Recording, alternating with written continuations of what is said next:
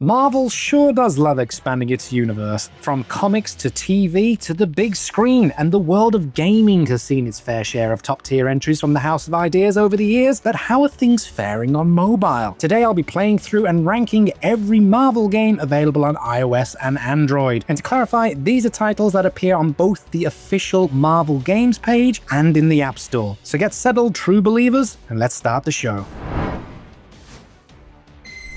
Gentlemen, you're up. It's like an Earth's Mightiest Heroes type thing. So the oldest game on the list is, sadly, spoiler alert, the most disappointing game on the list. Pinball definitely has its fans. If you've ever played one of the old-fashioned ones with lights and bells and whistles, it can be a hoot, but they're big and loud and expensive to maintain, so naturally bringing them to a smaller video game screen seemed like a good plan back in the day, and there have been many iterations. Here's some nostalgia for OG gamers, and to be honest, I personally haven't been the biggest fan of pinball video games, because a lot of the time they can just get boring really quick, even when it's of a franchise that I love, the only exception being Pokemon Pinball Ruby and Sapphire for the Game Boy Advance, which absolutely slaps. Anyway, I've spent too long talking about other titles, I better get back to Marvel Pinball, I think, so yeah.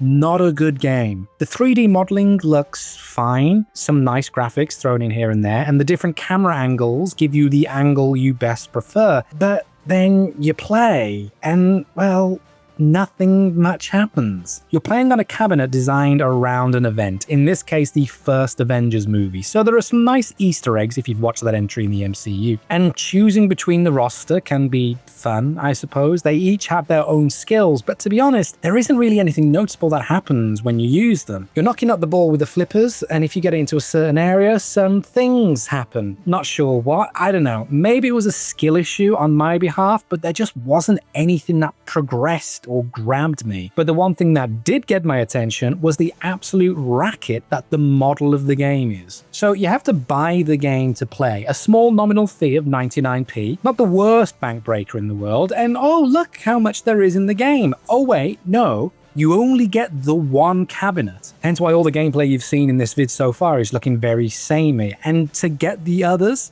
you have to purchase them individually. You can't unlock them via gameplay. They're not included in the upfront cost. You just keep buying to fling a ball around a playfield with nothing dynamic going on. Okay, I think I've written enough of a paragraph to justify me moving on. Straight into the gutter with this one.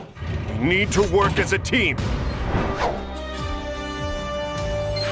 If you cast your mind back to when Iron Man was still alive in his third solo movie and Thor was fighting the Ninth Doctor, you may also remember a Match 3 puzzle game coming out on mobile, which is still enduring to this very day. Marvel Puzzle Quest is the fourth in the Puzzle Quest lineage, and we'll see you playing through a portrait mobile take on the Dark Reign storyline from the comics as you attempt to thwart Norman Osborn's supplanting of S.H.I.E.L.D. The gameplay isn't anything revolutionary here. You match tiles and boom, the game progresses. Certain tiles will correspond to individuals in your chosen team, and when you complete the matching, they gain power, eventually building up to a huge special attack that'll chip away at the health bars of your foes, getting you closer to victory. But those baddies will fight back, throwing out special tiles that need to be dealt with lest they deal damage to you. What I truly find incredible about this title is that despite its really simple gameplay and somewhat lack of flash compared to others in the same genre, it's still going to this day, with updates relating to the Thunderbolts and Fantastic Four movies just being released, showing how it's still a relevant title and pulls in the players. I think in part it's because of the overwhelmingly large roster of characters that you can add to your ranks, with a whopping 358 heroes and foes alike to employ. And that is definitely something that's a boon, and a recurring theme you'll see through other Marvel titles. They aren't afraid to put every character on the table and let you circle the buffet to pick what you like best. So even though the game itself doesn't have the flashiest of animations compared to other Match 3 games I've played, I think the combo of a pleasant art style, the RPG elements with the upgrading and powering up of your team, and the frankly incredible list of characters to choose from definitely adds to something that will keep you around. Because why wouldn't you want to pour hours and hours into something just to be able to finally unlock your favorite hero who only appeared in an obscure cameo from 20 years ago?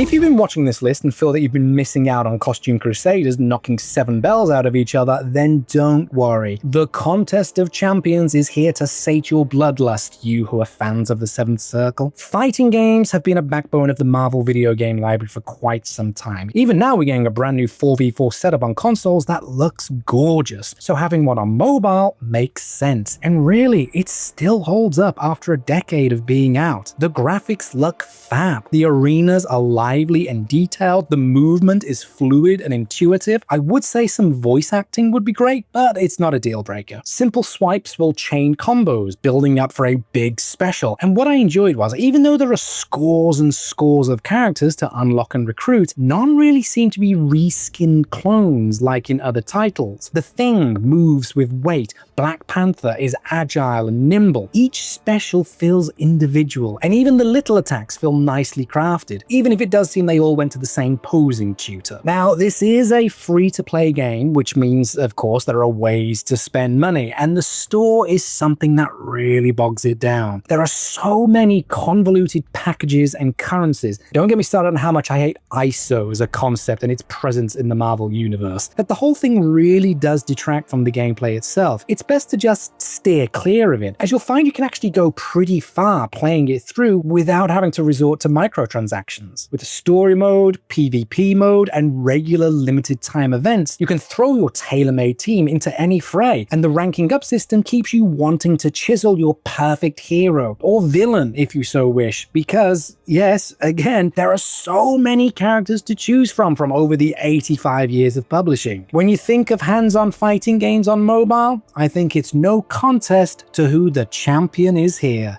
That's just a little joke because of the name, because it's the contest of chat. All right, next one.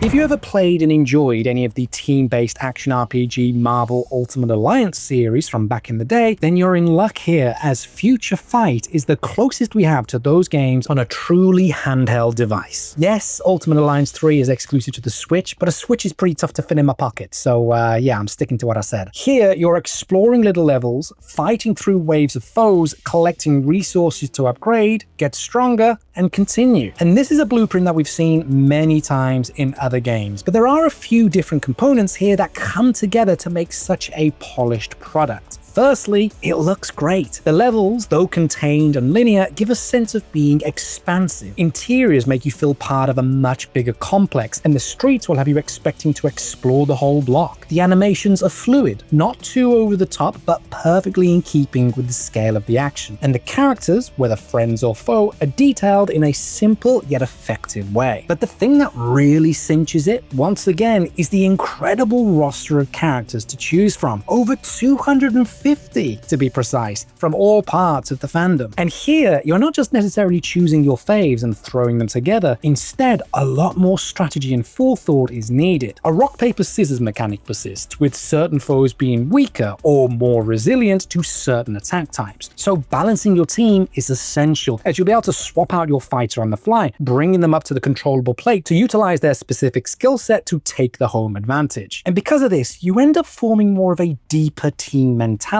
partnering up unlikely allies that will complement each other and sending them into the fray. I used to play this game years ago and only realized when I was returning to make this video how much time I had actually sunk into it and how attached I was to certain matchups. You start writing little stories in your head about how this motley crew interact with one another, like they do in certain limited runs of comic series, and you get the same guilt to bench one as you do when putting your starter Pokemon in a box. Yes, it's a free-to-play game, so again, it falls into the trap of wanting to get money out of you, but it's not too predatory, and you can play through perfectly fine without the need to reach for your card details. So with all of that, plus lots of different skins to collect, ways to upgrade, fine tweaks to your strengths and strategies to be made, and oodles of stories and levels to complete, there is still plenty of future left for Future Fight.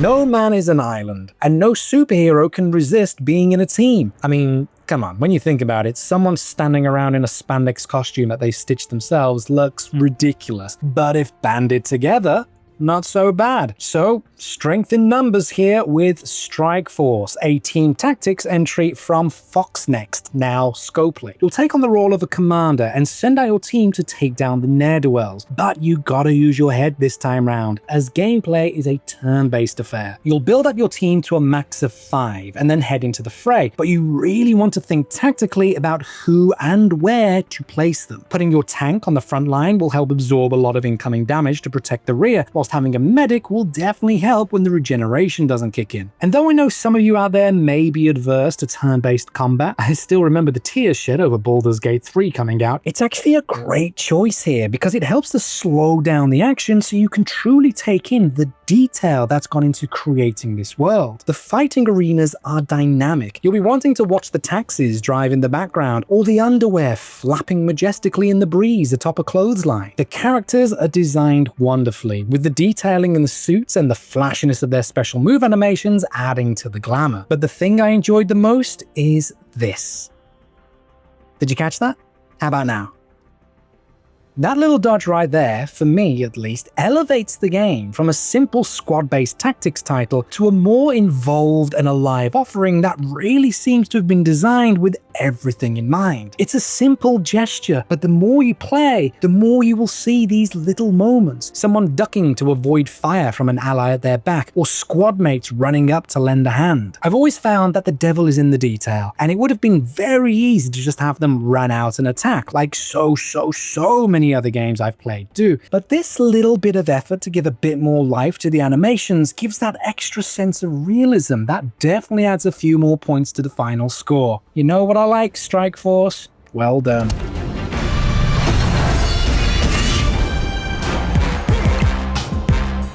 It's clobbering time! Now, gamers, I get it. We've been hurt by video card games before. Gwent has seen its fair share of frustration, and Caravan will have you wishing for a nuclear winter. So there's always a little trepidation when you hear of a new card battling game coming out, mainly because, no 3D modeling in controllable characters, and new rules to learn. Me just wanna bash buttons. Well, cut me a deck and hit me, because Marvel Snap is not only one of the best card games, it is one of the best games on mobile devices without a doubt. The rules are surprisingly simple. You have points to spend each round, and you can only place certain cards if you have the points to do so. Each card has an attack power. There are 3 areas to place your cards. Have the most attack points in at least 2 out of the 3 areas by the end of all rounds, and you win. Now, keep playing that and fold in modifiers like battleground rules, where everything freezes after a certain point, or you get a copy of your opponent's card, or the individual powers of the heroes and villains you've chosen for your deck to swing the course of play. And altogether, you've got an incredibly deep and strategic, yet also simple and engaging game. And on top of that, were you worried about the animations? Don't be. They're gorgeous. From the big stuff like the attack animations to the little details, like how the cards take on who they're representing when you bring them onto the mat. There's just so much to see that it's really a feast for the eyes. You'll find yourself torn between wanting to play the game fast to keep up your winning streak, but also slowing down to really take in everything that's going on. Upgrading here doesn't increase strength. The card you've got is the card you've got, but instead upgrades boost the animation effect, making it flashier and more 3D with each power up, showing that animation really is the ruler here. And there are so many different cards to collect, you'll find yourself wanting to swap in and out whenever you get new ones, trying out different combos and seeing what the luck of the draw is. Between the randomness of the deck pull and the changing for each match battlefield, no 2 games will ever be the same, so you won't be able to zone out and autopilot here. These cards need your attention,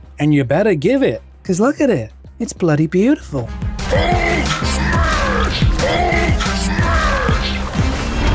By the eternal might of the Vishanti,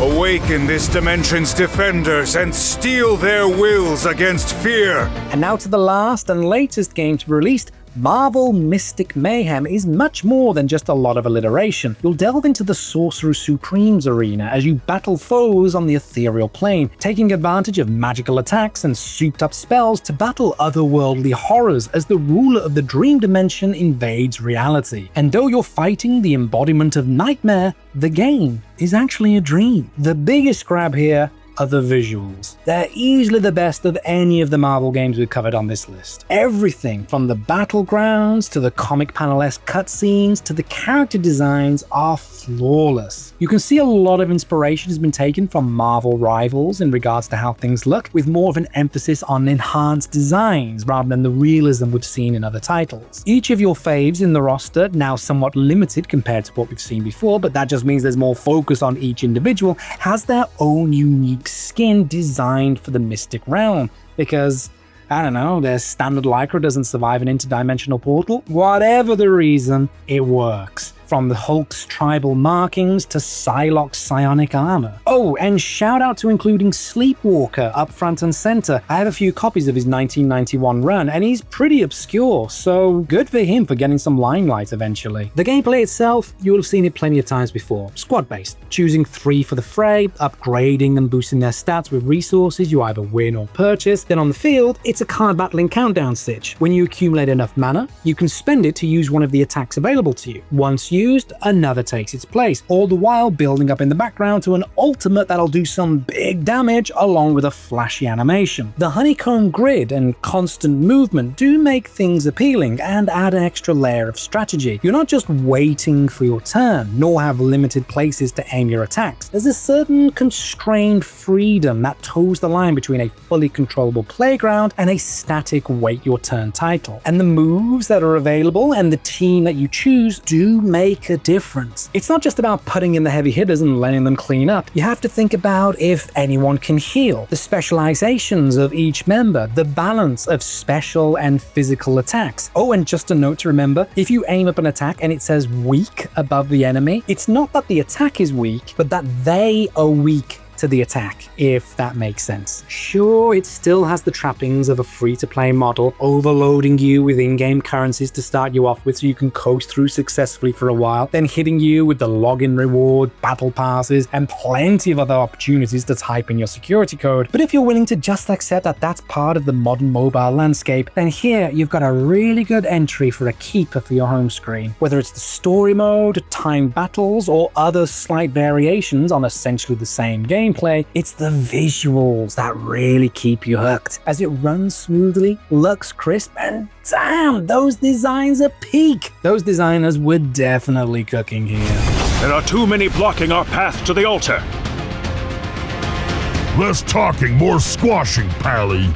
And there we go, folks. That was every Marvel game listed on their official website and still available on the app stores. Not to draw comparisons, but I'm going to anyway. In my other video, I showed that DC have 11 games in total, whereas Marvel only have 7. But I think it's definitely a case of quality over quantity here, as the output for Marvel does seem better overall than the DC games. But that's for you to decide on. Some honorable mentions that didn't make the cut. You've got a couple of titles aimed at younger players, which look adorable, let's not lie. And also LEGO Marvel Superheroes, still available for purchase, but with no mention of it on the Marvel Games website. Probably because it's published by Warner Brothers, and Marvel are trying to distance themselves from that. And now, in memoriam to some great Marvel mobile games that are no longer with us. Spider-Man Unlimited, an endless runner that ran out of track. Realm of Champions, couldn't beat back the cancellation. Future Revolution, a big game that had no future. And my personal favorite and source of heartbreak, Avengers Academy, just couldn't graduate. But still, we're left with some great titles, and let's see how I rank them. Boom! There we go. Why these here? Well, I'ma tell ya. Marvel Pinball. I'd rather save my quarters for an actual pinball table. Marvel Puzzle Quest. Great roster to choose from, but I think Match 3 games have had their day in the sun, and now it's set. Marvel Contest of Champions, a great battler with a huge roster, so you can fix the fights of your fantasies. Marvel Future Fight, as close to Ultimate Alliance on your phone as you're gonna get, with around 10 times more characters to choose from. Marvel Strike Force, great animations, great strategy, great execution. Marvel Mystic Mayhem, Come for the dynamic gameplay and stay for the truly mesmerizing visuals. Is there some sort of hypnotism here? Marvel Snap. A simple game with every single last detail done to perfection. Couldn't ask for anything more. And there we go, folks. That was me playing through and ranking every single Marvel game that's available in the app stores and on the website. What did you think? Did you agree with my thoughts? Did you agree with the ranking? Let me know in the comments down below. And make sure to check out when I played all of the DC games as well and see how they match up. It's a rivalry for the ages. Who comes out on top? If you found this video Excelsior, then feel free to subscribe and stick around for more gameplay and lists. But for now, my friends, luck and more to you all, and catch you next time.